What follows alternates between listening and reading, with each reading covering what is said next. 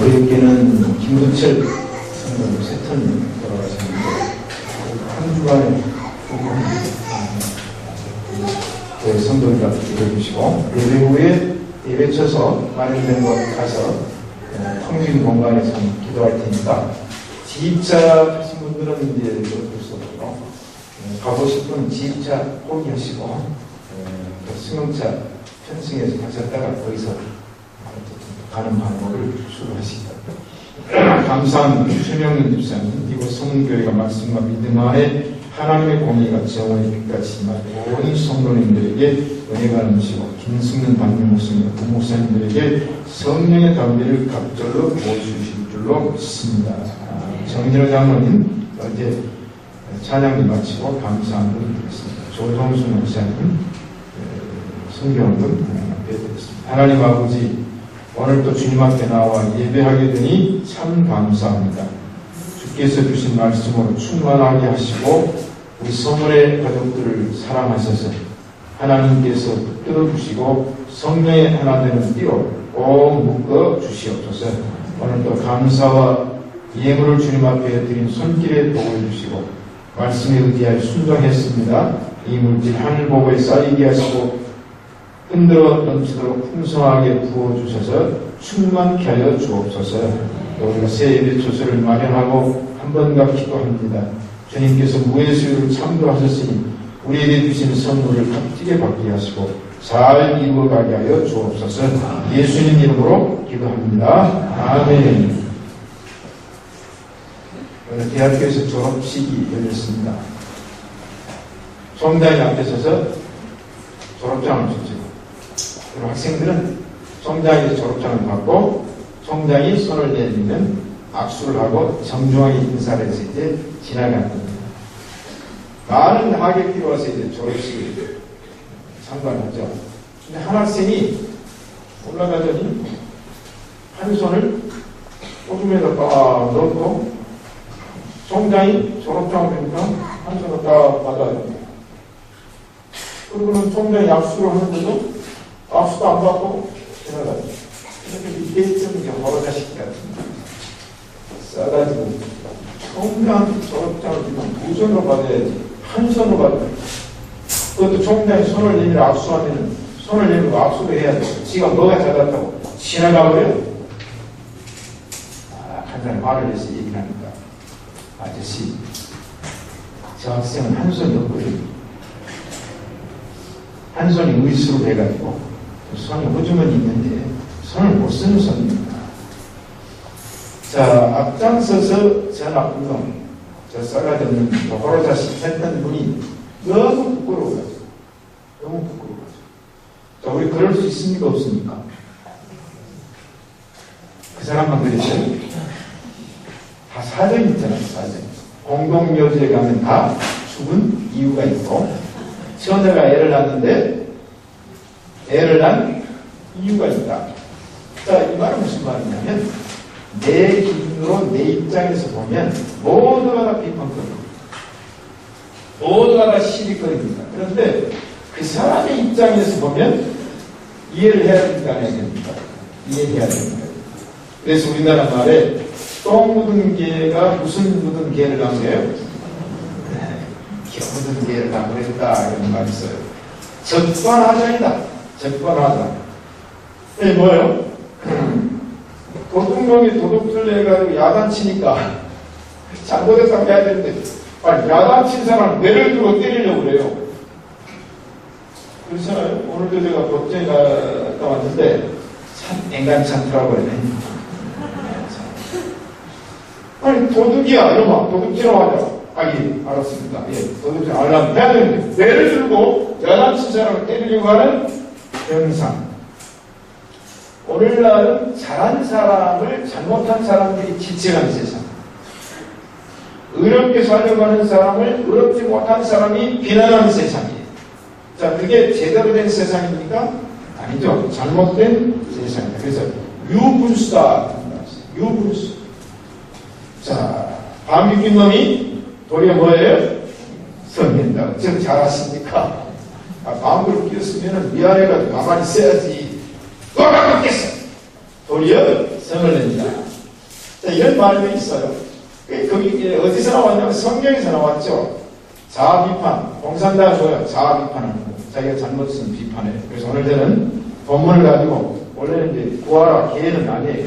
1절부터 5절이니까 거기까지 가면 안 되고 오늘 이제 비판과 뭐가 T에 대해서 말씀드립니다. 첫째, 비판 금기입니다. 비판 금기. 자, 비판을 하지 말라. 왜? 비판을 받지 않으려면 비판하지 말라. 금방 누구를 생각해야 돼요? 나를 생각해야 돼요. 나를. 그러니까 내가 100% 안전하지 않으니까. 그러면 비판은 뭐냐? 정죄 심판자. 사람이 사람을 비판하기보다는 하나님께 심판받는다는 것을 두려워하며 사는 것이 기독교인의 본분이다. 하나님 심판받는 게 더 두렵잖아요. 세상은 이 비판과 심판이 완전하지 않아요. 완전하지 않아요. 제가 이제 법률 관계를 지원하면서 성교에 와서 본의 아니게 9년 동안 모든 해부터 법정 문제에 연루가 됐어요. 이미 법정에 가 있는 사건들을 이제 해나가야 되니까 법정도 가보고 준비서면도 읽어보고 판결문도 읽어보고 그리고 제가 이제 어떤 의미로는 9년 동안에 여러 사건을 또 제 자신이 고발당하고 가서 또 재판도 받아보고 경험을 쌓았어요. 그래서 이 재판이라고 하는 것은 세 가지가 구비가 되어야 된다. 저는 정의를 그렇게 했어요. 첫째는 명분. 두 번째는 절차. 세 번째는 환경. 명분은 주제입니다. 주제. 모든 것이 잘 돼 있어야 돼요. 목적이 잘 돼 있어야 돼요. 그런데 절차가 잘못되면 아무리 명분이 좋아도 판사가 절차를 중요시 여기는 판사에게 걸리면은 명분은 살아있는데 절차 때문에 진수가 있어요. 또 어떤 판사는 명분을 중요시 여기면 절차는 좀 잘못됐어도 그 명분, 그래서 박재원 재판관님이 정의의 개념이라는 말을 만들어냈어요. 정의의 개념, 초미의 재산. 이걸 만들어냈거든요. 자, 그러니까 이 두 가지가 좌우를 해요. 근데 환경이 있어요, 환경. 환경은 뭐냐면, 형이 사건을 계속 이제 하다가 대통령이 바뀌어버려요. 그럼 대통령이 바뀌면 환경이 바뀌고. 굉장히 중요한 겁니다. 자, 그런 의미로 비판이라고 하는 건데, 그래서 속단할 수가 없어요. 자신할 수가 없어요. 어떻게 될지는 몰라요. 아셨어요? 판사도 몰라요. 왜냐하면 그 지방법원, 고등법원, 대법원인데 자기가 지방법원에서 승했는데 고등법원을 질 수도 있고 참 그래서 누구만 아신다? 하나님만 아신다. 자, 그러면 비판하지 말라는 말은 무슨 일이든지 판단하지 말라 그런 뜻인가? 모든 일을 그런 뜻인가? 그건 아니에요. 인간은 어떤 사물이나 어떤 사건에 대해서 자기 어떤 생각이 있을 수 있어요. 있죠? 그리고 메모리가 잘못했는데 시어머니가 그럼 그 집 뭐가 되겠어요? 그런 의미는 아닙니다. 우리가 어떤 일을 옳고 그름에 대해서는 자기 생각을 가질 수가 있잖아요. 그런데 거기에 대해서 자기가 마치 하나님이냐 자기가 마치 재판관이냐 함부로 정죄하지 말라. 그렇잖아요. 우리가 의견을 나눌 수 있잖아요. 그런 의미로 예수님께서는 비판하지 말라. 왜? 비판을 받지 아니하려거든 비판하지 말라. 로마서 14장 10절에 네가 어찌하여 네 형제를 판단하느냐 어찌하여 네 형제를 업신여기느냐 우리가 다 하나님의 심판대 앞에 서리라. 가장 정확한 판단자 심판자는 누굽니까? 하나님이에요. 법정에 쓰기도 하죠. 그런데 내 뜻대로 안 될 수가 있어요. 준비선이 잘못됐거나 증거가 잘못됐거나 그러면 엉뚱한 결과가 나올 수 있어요. 얼마나 억울해요. 저도 오늘 참 억울합니다. 억울합니다. 내가 성교에 와가지고 9년 동안 물론 인간적으로 개인은 잘못이 있겠지만 교회를 위해서 이렇게 9년을 살아왔는데 결론은 엊그제까지 얼굴을 같이 보았던 분들하고 다시 대면해가지고 하나님 아침에 내가 기도했어요. 왜 이렇게 됐습니까? 좀 저한테 좀 알려주세요. 속 시원하게 저한테 알려주세요. 저는 그런 마음이 있어요. 자, 인간적으로 생각하면 그러나 사람 앞에 판단이 중요한 게 아니고 법정의 판단이 중요한 게 아니고 제가 하나님 앞에 섰을 때 하나님의 판단이 중요할 줄로 믿습니다. 모든 무릎이 주님 앞에 꿇을 것이요. 악한 자가 버리라. 버리라. 옵니다. 와요. 너는 어떤 생각? 천국 가서 만날까 하는 생각 해본 사람 있어요. 어디 천국 가서 만날까? 여러분, 모든 무릎이 주님 앞에 꿇어질 것을 믿습니다. 모든 사람이 하나님 앞에 자백하리라. 우리 각인이 자기의 일을 하나님 앞에 짓고 하리라. 이 세상에서는 그런 마음을 가지고 살아야 돼요. 두 번째, 자업자득이라. 2절입니다. 너희의 비판하는 그 비판으로 너희가 비판을 받을 것이요. 자업자득.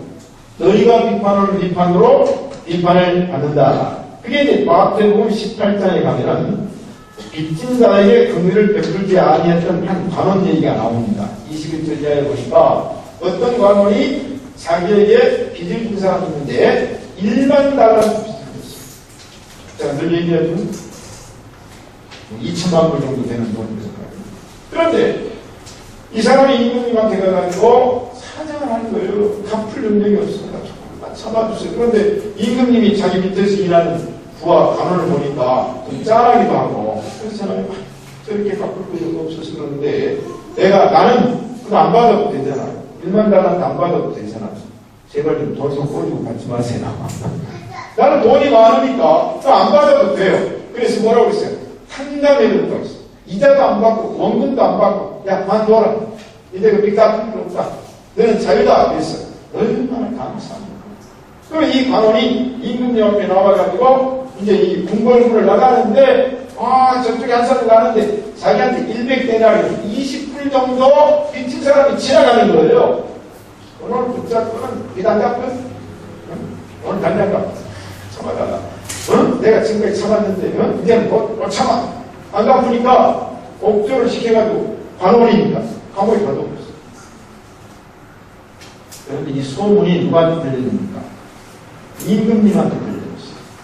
임금님 화가 났어요. 세상에 나는 2천만 불을 갚아줬는데 탕감해줬는지 20불 정도 빚진 사람의 빚을 탕감 안 해주고 감옥에다 가뒀다는 그 관원 데려라 그랬어요. 데려라 그랬어요. 자, 여러분 어떻게 하시랍니까? 네? 자, 그게 뭐냐면 자업자득이다. 그래서 비판이라는 말은 법률적 용어고 헤아림이라는 말은 경제적 용어다. 그러니까 하나님은 세번을 정확히 잡았어요. 그냥 헤아리고 계시는 거예요. 네? 하나님 앞에는 1.1분도 안 됩니다. 하나님은 헤아림을 가지고 계시는데 그 헤아림은 뭔가? 너희의 헤아림은 그 헤아림으로 너희가 헤아림을 받을 것이고 너희가 숫자를 헤아리는 그 헤아림으로 네가 하나님 앞에서 헤아림을 받을 것이고 저는 경제적인 용어니까 이런 얘기를 해볼 수가 있어요. 어떤 제빵업자가 가까운 공장에서 버터, 우유로 만든 버터를 사다가 사용을 합니다. 그런데 갈수록 버터의 크기가 줄어들어요. 값은 같이 주는데 부피가 줄어드니까 이 제빵업자가 한 번은 이제 농장에 사온 그 버터를 달아봤어요. 그랬더니 1파운드 이 버터를 사오는데 얘를 1파운드에 100불씩 사오는데 달아보니까 90파운드밖에 안 되는 9파운드밖에 안 되는 거예요. 그 화가 나는 건 이 제빵업자가 그 농장에 버터 만드는 그 농부를 거기다 고발을 해버렸어요. 그랬더니 그래가지고 버터 만드는 농부에게 재판관이 묻습니다. 집에서 어떤 저울을 사용하고 있습니까? 저는 집에서 저울을 사용하지 않습니다. 그럼 버터 무게를 어디다 답니까? 그랬더니 저는 빵 무게에다가 버터 무게를 맞춥니다. 그럼 그 빵은 어디서 사오십니까? 나를 고발은 제빵업자 집에서 사옵니다. 자업자득. 자기가 양을 줄였잖아요. 자기가 파운드량을 줄여서 지금 팔았잖아요. 이 사람은 버터 만드는 용품이고 빵은 사와야 되잖아요. 그러니까 그 빵 무게와 함께 버터를 만들었어요. 자, 어떻게 생각하십니까? 사업자들이에요. 이게 하나님의 헤아림입니다. 자, 하나님은 헤아리시는 분이신 줄로 믿습니다. 그래서 갈라디아서 6장 7절에 보니까 스스로 속이지 말라. 하나님은 마무리 여김을 받지 아니하시나니 사람이 무엇으로 심든지 그대로 거두리라. 심은 대로 거두어요. 악을 심으면 악을 거두고, 선을 심으면 선을 거두고, 콩을 심으면 콩을 거두고, 팥을 심으면 팥을 거둡니다. 자기가 심어놓고, 자기가 심은 것을 거둬놓고, 왜 땅이 나에게 악을 부었느냐? 그럼 하나님 뭐라고 하냐? 네가 악을 뿌렸잖아. 네가 악을. 자, 우리가 의를 뿌렸으면 하나님 나에게 의를 주십니다. 그러므로 콩 심은 데 콩나고 팥 심은 데 팥난다. 이게 다 성경에서 나온 얘기입니다. 자, 그러므로 우리는 헤아림, 비판, 너무 성급하게 할 필요도 없어. 정죄의 판단자가 되지 말라. 로마서 2장 1절에 그러므로 남을 판단하는 사람아, 우리 누구든지 네가 핑계치 못할 것은 남을 판단하는 것으로 네가 너를 정죄하느니 판단하는 네가 같은 일을 행함이니라. 이런 일을 행하는 자에게 하나님의 판단이 진리대로 되는 줄 우리가 알거라. 이런 일을 행하는 자를 판단하고 같은 일을 행하는 사람아, 네가 하나님의 판단을 피할 줄로 생각하느냐. 아까 말한 대로 비판은 뭐냐? 판단, 우리 어떤 사건에 대해서 옳고 그름을 그 얘기하지 말라는 게 아니에요. 내가 하나님의 입장에서, 심판자 입장에서 정죄하는 일을 하지 말라. 그래서 야고보서 1장 19절에 내 사랑하는 형제들아, 너희가 알거니와 사람마다 듣기는 속히 하고 말하기는 더디하라. 귀가 이제 귀마개를 해가지고 맞고 다니면 안 들리겠지만, 만약에 사람 소리, 세상 소리 듣기 싫다고 해서 귀를 막고 가다가는 사이렌 소리 안 들으면 대피를 못 하잖아요. 이 귀가 열렸어요. 양쪽 귀. 내가 이제 양쪽 귀에 한쪽 귀는 옳은 소리 듣고 한쪽 귀는 그런 소리 듣는다. 양쪽 귀다 그러는데 귀가 열려있으면 듣기는 어때요? 들리니까. 근데 말은 두 귀를 듣고 하나로 하니까 줄이라는 거죠. 입이 만약에 두 개면 입이 두 개면 어떻게 생각해요? 입이 눈은 두 개야. 각도가 있으니까 도와줄까요? 그냥 손은 하나가 맞고 하나가 풀려야 돼. 그래서 이제 꼭 두 개는 정상이에요. 입은 뭐예요? 입이 두 개였더라면 여기다가 사탕 넣고 여기다가 수박 넣고 그래서 하나 좋겠어. 근데 입은 딱 하나예요. 왜냐면 반이에요. 반. 듣는 것보다 말하기는 반. 그래서 잠언 11장 13절에 두루 다니며 한담하는 자는 남의 비밀을 누설하나 마음이 신실한 자는 그것을 숨기느니라. 여기 보니까 두루 다니며 마실 다니며 할 일 없어. 옛날에 시골에서 소들에 날 때 왜 납니까? 할 일 없는 사람들이 이웃 마실 거 가지고 쓸데기 없는 일을 했어요. 이야기를 하다 보니까 그게 이제 불이 붙어가지고 온 동네 소들에 아세요? 몰라요? 저는 한테 맞춥니까? 소들에 온 동네가 난리가 납니다. 여러분, 한담, 두루 다니며 한담하는다. 남의 비밀을 누설합니다. 안 돼요. 한담은 뭐냐? 나쁜 소문을 퍼뜨리는 고자질하는 사람 있죠? 여러분, 고자질 잘하는 사람 있잖아요. 일러바쳐. 막 일러바쳐. 자, 그러면 한담이 뭘까? 말 한마디를 잘못해놓으면 엄청난 결과를 보답합니다. 미국의 한 수도사가 젊은 과부의 집을 자주 드나드는 거예요. 이를 본 마을 사람들이 좋지 않은 소문을 퍼뜨렸어요. 야, 수도사가 수도라고 혼자 살더니 바람났네. 아니, 혼자 사는 과부 집을 왜 이렇게 자주 드나들까? 그런데 얼마 있다가 그 과부가 죽었습니다. 왜 죽었어요? 그 과부가 병이 났어요. 아파. 돌볼 사람이 없어.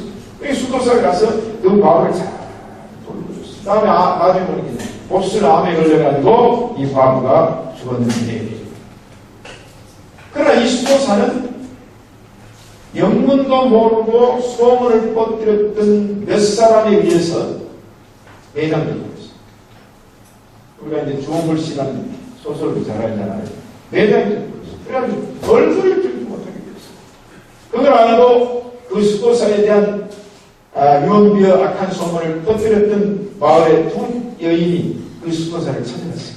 수사님, 잘못했습니다. 우리가 정황도 모르고 그 속사정도 모르고 수도사가 과거에 들어간 것만 보고 우리는 이 잘못된 소문을 퍼뜨렸으니 용서해 주십시오. 그런데 수도사가 그 사실 알았다면 용서를 빈다면 당연히 용서를 해야겠죠. 그러면서 수도사는 닭털, 속털이죠. 닭털, 속털. 겉털 말고 오리도 속털이 따뜻한 건요. 그 속털을 뜯어서 봉지에 담은 두 봉지를 가지고 있어요. 이거는 그 여인들에게 한 봉지씩 가지고 바다에 가서 그 닭털을 날리라고 했어요. 여인들이 용서해 준다면서 수도사가 닭털 봉지, 속털 봉지 뜯어서 하늘에 날렸더니 바람이 부니까 하얀 닭털이 따라갑니다. 수도사님, 우리가 닭털을 다 하늘에 날렸습니다. 그러셨어요. 그럼 그 봉지 안에 당신들이 날렸던 닭털을 다 풀어 담아보세요. 그랬더니 두 여인이 수도사를 뚫어내게 보면서 어떻게 그걸 다 먹습니까? 다 날아가 버렸는데 수도사가 말했습니다. 당신들이 퍼뜨린 소문 이미 다 날아갔는데 유명한 말이죠. 여러분, 인민재판, 언론재판이 무서운 내 말 한마디가 사람을 살리기도 하고 죽이기도 하기 때문에 예수님께서 비판하지 말라. 너희가 비판받지 않는 비판을 해야 합니다. 하나님께서 너를 해야 됩니다. 자, 우리 비판하지 맙시다. 함부로 말하지 맙시다. 세 번째는 티와 들보입니다. 3절 어찌하여 형제의 눈 속에 있는 티는 보고 네 눈 속에 있는 들보는 깨닫지 못하느냐. 보라, 네 눈 속에 들보가 있는데 어찌하여 형제에게 말하기를 나로 네 눈 속에 있는 티를 빼게 하라 하겠느냐. 티, 들보, 비교하죠.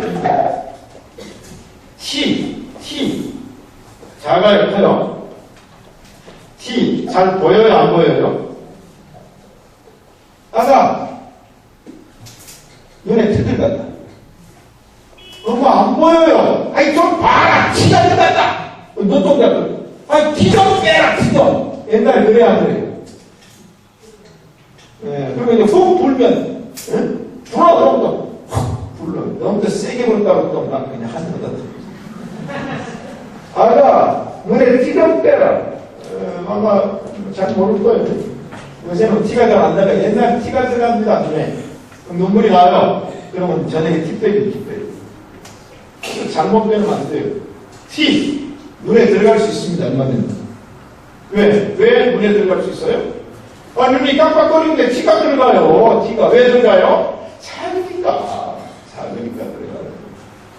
근데 들보는 눈에 들어갑니까? 안 들어갑니까?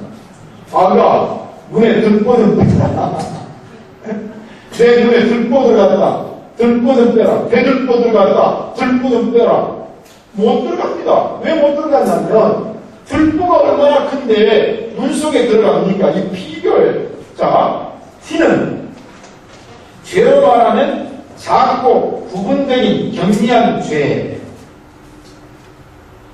들보는 크고 전체적인 심각한 죄. 작고 경미하고 크고 전체적인 심각한 죄. 자, 그러면 이 티와 들보를 예수님께서 비교했는데 바리새인과 세리로 비교했어요. 세리가 지은 죄는 티입니다. 티. 바리새인이 지은 죄는 들보예요. 자, 우리가 자칫 잘못하면 우리가 바리새인 죄를 지을 수가 있어요. 바리새인 죄. 그렇죠. 이건 엄청난 죄예요. 그런데 예수님께 바리새인들이 주장하는 것은 죄인이 아닙니다. 나는 안식으로 잘 지켰고, 나는 하루에 3번씩 기도하고, 나는 11조도 드리고, 나는 미국도 오고, 나는 부모 공경 잘하고. 율법은 잘 지켰다는 건데, 주님은 그게 뭐냐면 들보 같은 죄입니다. 근데 세리는 뭐예요? 나는 하나님 앞에 죄인입니다. 창기는 뭐예요? 나는 하나님 앞에 죄인입니다. 근데 사실은 바리새인들의 외부적인 것과 창기의 죄를 비교하면 이 바뀌었어요. 창기의 죄가 훨씬 크고 세리의 죄가 훨씬 큽니다. 그런데 왜 예수님께서는 바리새인의 죄를 들보라고 했냐면 그 죄악을 죄로 여기지 않고 자기 의를 주장하고 있고, 창기와 세리는 아무것도 아닌 것 같지만 이것은 자기가 너무 큰 죄라고 이렇게 거꾸로 되는 거예요. 여러분, 우리는 세리가 될전전 바리새인은 되지 맙시다. 그렇잖아요. 자, 그 다음에 이제 오늘 이제 기도회를 가야 되니까 제가 말씀만 진행합니다. 5절 갑니다. 네 번째, 외식하는 자들의 눈과 소. 들보 아시죠? 네? 들보는 눈에 못 들어가요. 빼고 할 필요도 없어요. 그래서 우리 안에는 영적으로 들보가 들어있다. 그 다음에 이제 외식하는 자여. 외식하는 자. 자, 이제 보세요. 들보와 티도, 들보를 가진 사람들은 외식하는 자예요. 여러분, 들보하고 티는 비교 안 된다. 이렇게 넘어갑시다. 외식하는 자는 형식주의자, 외모 중심주의자, 실적 우유주의자. 이런 사람들은 외식하는 자인데, 외식하는 자의 원어의 뜻은 연극 배우다. 자, 연극 배우는 뭐예요? 자기가 지금 여왕이 아니에요. 여왕이 아니라니까. 실제 여왕이 아니라니까. 지금 여왕이 아니에요. 지금 전주에 우화동에 사는 지금 통순이 아줌마예요. 그런데 연극에 딱 가서 이제 연극 배우가 되면은 여왕 옷을 입고 여왕 옷을 하는 거예요. 여왕 옷을. 이게 외식이에요. 여왕이 아닌데 여왕 노릇. 왕이 아닌데 왕 노릇 하는 거예요. 자, 그러므로 외식하는 자에게 예수님께서 말씀합니다. 먼저 네 눈 속에서 무엇을 빼어라? 들보를 빼어라. 보세요. 들보가 들어가 있는데 형제의 눈 속에 티가 보이겠어요? 안 보이죠. 자기는 어마어마한 죄. 그러니까 믿음 생활하면서 보면 자기 잘못을 엄청나게 말하면서 누가 한 가지 잘못하면 그걸 막 하는 사람이 있어요. 저는 놀랍니다. 지금 놀랍니다. 말을 합니다. 이야, 알고 보니까 놀라워요. 듣고 보니까 놀라워요. 그런데 어떻게 그렇게 말할 수가 있습니까? 자, 먼저 내 눈 속에 있는 들보를 빼어야. 지금 시각 장애가 왔어요. 들보가 들어가 있으면 안 보입니다. 그 후에야 밝히보고 형제의 눈 속에서 티를 빼라. 티를 빼지 말라는 말이 아닙니다. 경미한 죄, 사소한 죄도 빼야 돼. 그런데 이 들보를 먼저 뺀 다음에 형제의 눈 속에서 티를 빼야 된다. 그래서 갈라디아서 6장 1절에 보면 형제들은 누가 범죄하거든 그를 바로잡고 그 다음에 뭐예요? 나도 그런 죄에 빠지지 않을까 두려워하라. 할렐루야. 자, 그러면 이런 예수님의 말씀을 가지고 비판하지 말아야 할 6가지를 제가 말씀드립니다. 비판하지 말아야 할 6가지. 첫째, 공인한 참견으로서 강압적으로 동료를 비판하지 말라. 자기 일이나 잘하지. 자기 일은 잘못하면서 남의 일 참견해가지고 콩나라 판다라. 우선 자기를 살펴요. 아셨죠? 두 번째, 추측하여 남을 비판하지 말라. 단순한 의심, 확실치 않은 소문을 듣고 단정적으로 남을 비판합니다. 사실도 아닌데 추측, 상상. 이게 문제입니다. 아주 이게 굉장히 이게 나쁜 거예요. 추측해서 상상해서.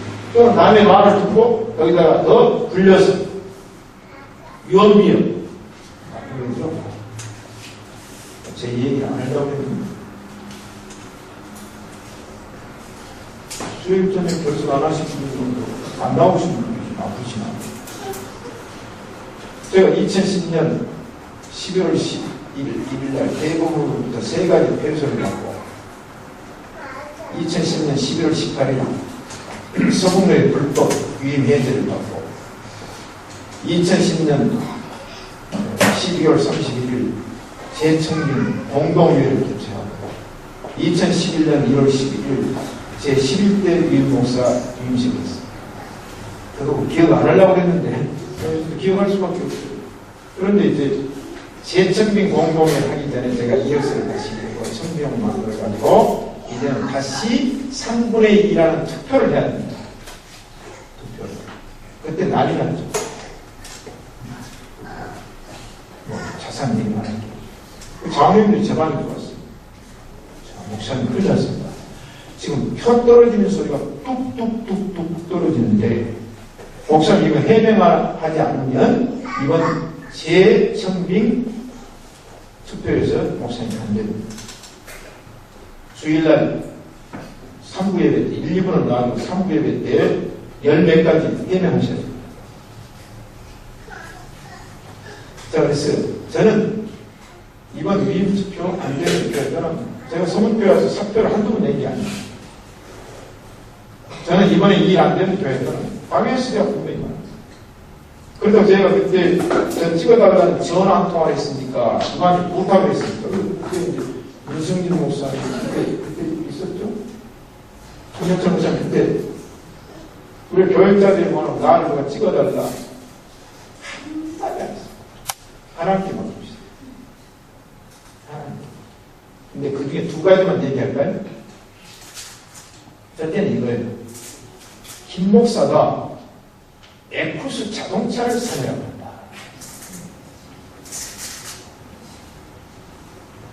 제가 자동차 사려란 말 할 사람입니까? 이 소나타도 제가 독일에서 전화로 소나타 사라고 했습니다. 제가 소나타 사라고 했어요.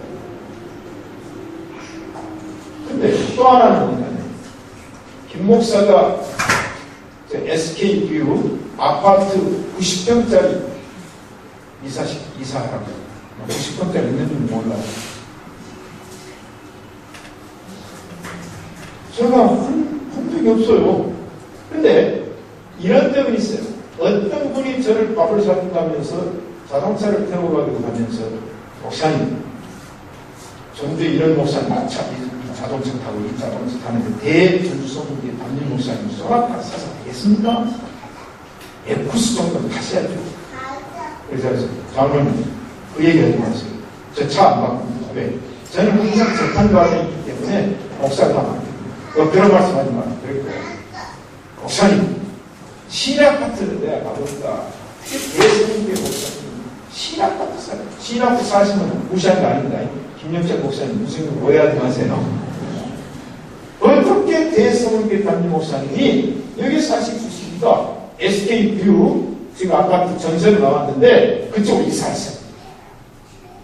제가 추진하겠습니다. 장로님 그만 좀 해서 마세요. 저 이사 안 합니다.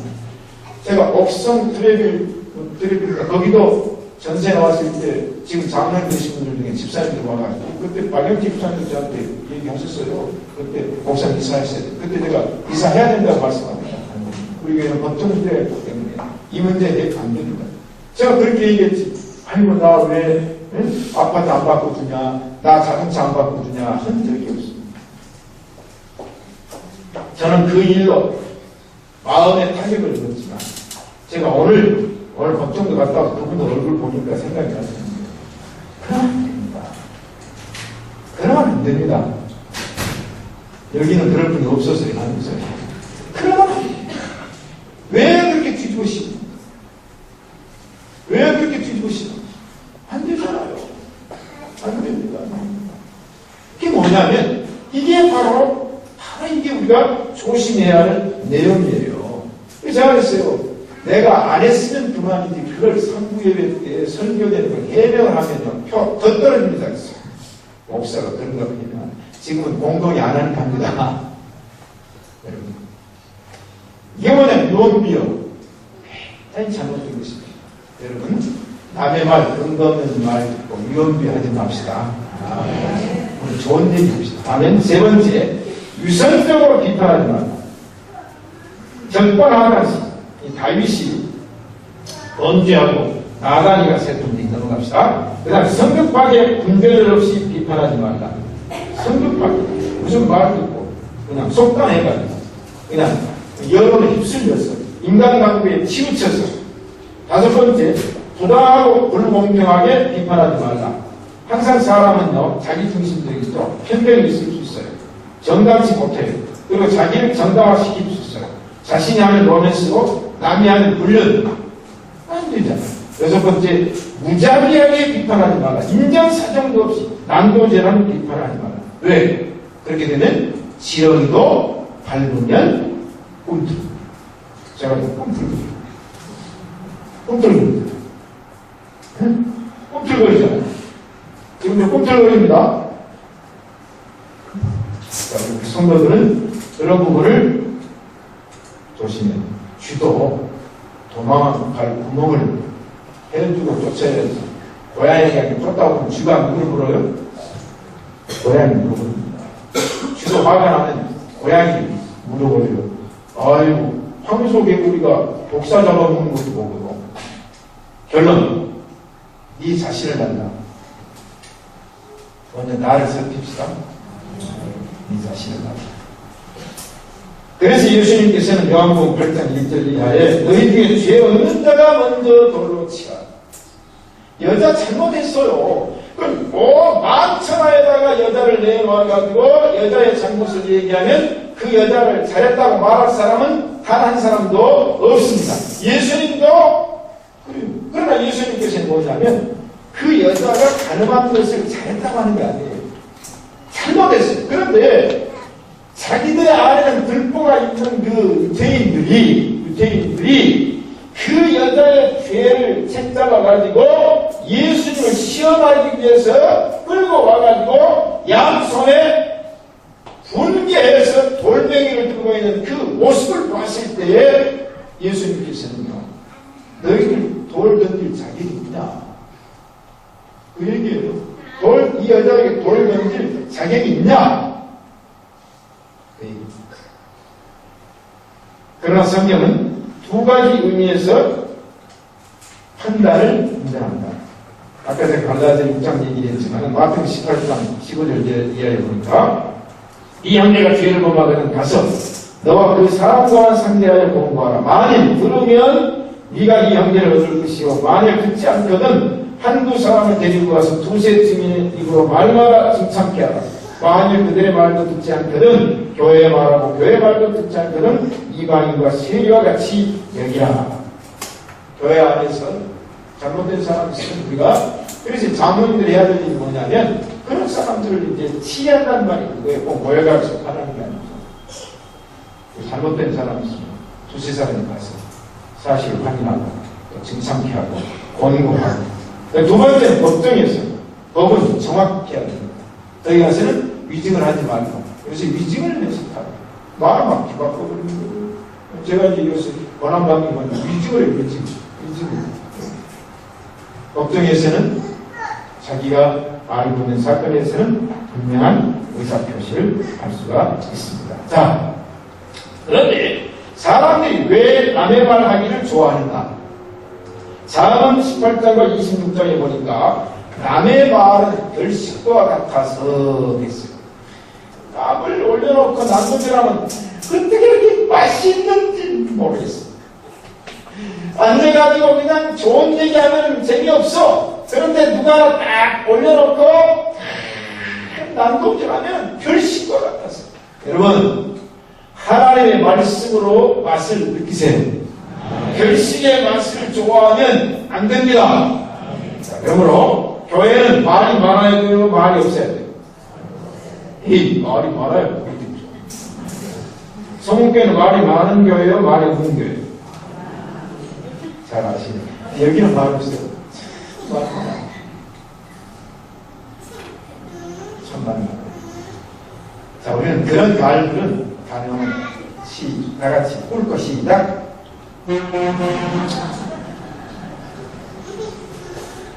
아이고, 좋은 일 칭찬합니다. 옆 사람이 참 이쁩니다. 인사드립니다. 교회 분위기가 바뀌어져야 돼요. 아셨죠? 우리 성원의 잘못된 DNA는 다 태워버립시다. 그게 새로워져. 그걸 또 그대로 가져오면 안 돼요. 알게 모르게 그걸 그대로 또 가져오면 안 돼요. 끊어버리세요. 쫓아내버리세요. 마지막으로 한 목사가 병이 들었어요. 왜 병이 들었냐? 그 교회를 목회하면서 하나님께서 90년 만에 그 교회가 성장의 계기를 만들기 위해서 부흥이 됐습니다. 그래서 2부 예배를 드리다가 2부 예배가 꽉 차니까 이제 새성전을 집착을 해가지고 새성전터를 사가지고 교회를 지을 수밖에 없는 그런 형편이 되어서 건축을 준비하고 있는데 목사에 대한 비판의 소리가 들려오기 시작했어요. 사람이 그러는 거예요. 가장 위험한 게 믿지 마세요. 교인들이 그러는데요. 좋은 말은 자기가 하는 걸로 하고 나쁜 말은 남이 하는 걸로 하는 게 사람의 심리입니다. 아셨어요? 좋은 말은 자기가 천명한 집사가 그러는데요. 목사님처럼 자식돼요. 그 말 한 사람 있으면 손 들어봐요. 네? 김복순 선생님 손 드십니다. 좋은 말은 자기가 했다. 나쁜 말은 역시 교인들이 그러는 거예요. 네? 사람들이, 이 목사님이 자기에 대한 비판이 들려오니까 그 소리를 듣고 변이 났습니다. 여기라면 견딜 수가 없어요. 여러분, 목사요, 굉장히 약합니다. 말 한마디에 넘어져요. 이 목사님이 살인해야 될 건가? 교회를 부흥하고 있는데, 교회를 짓는 상황이 와서 이런 일이 있다면 나는 이 교회를 살인해. 그래서 이제 견디다 못해서 작정 기도를 했어요. 하나님한테. 하나님께 작정 기도를 하는데, 기도하면서 느낌을 그대로 제가 적었어요. 기도하면서 나는 나를 비판하는 가정이 겨우 내 가정밖에 안 된다는 것을 알았습니다. 그들은 내가 감림하기 전 교회에서 주도권을 잡고 있었던 사람들이었고 어떤 이유에서든 간에 변화를 원치 않았던 사람들입니다. 나에 대해서 이들과 같은 생각을 하고 있는 사람은 거의 없다는 것을 알게 되었습니다. 부흥을 원치 않아요. 그런 사람들은요, 변화를 원치 않습니다. 아셨어요? 이 정답입니다. 여러분, 부흥하면 기뻐하십시오. 변화되면 축복하십시오. 이게 엄청난 거예요.